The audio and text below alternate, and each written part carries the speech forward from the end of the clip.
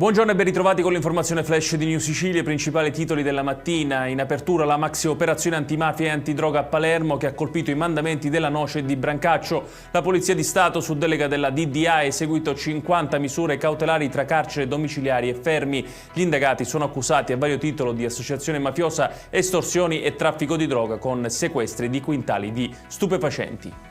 Ad Acate, nel Ragusano, un 22enne senegalese irregolare sul territorio nazionale è stato arrestato dopo aver aggredito un agente libero dal servizio. Il poliziotto lo aveva sorpreso a imbrattare un muro. Il giovane ha reagito estraendo prima un coltello e poi un cavo elettrico per colpirlo. Bloccato dopo una colluttazione, è finito in carcere con l'accusa di tentato omicidio.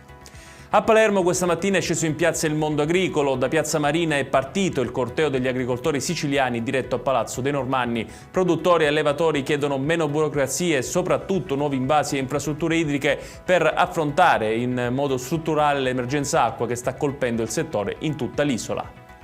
La cucina italiana è stata ufficialmente riconosciuta come patrimonio culturale immateriale dell'UNESCO, un successo che ha anche un legame con Catania. Il professor Pierluigi Petrillo, infatti, che ha curato per il governo il dossier della candidatura, sta collaborando con il comune etneo per sostenere il percorso che punta a far inserire anche la festa di Sant'Agata nella stessa lista dei beni tutelati.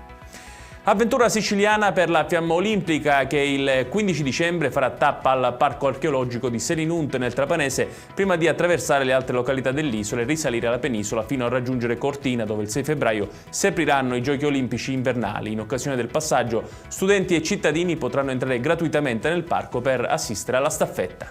Ed è tutto per questa edizione. Tutti i dettagli su queste notizie li trovate come sempre sul nostro sito www.newsicilia.it. Grazie per averci seguito e buon proseguimento di giornata.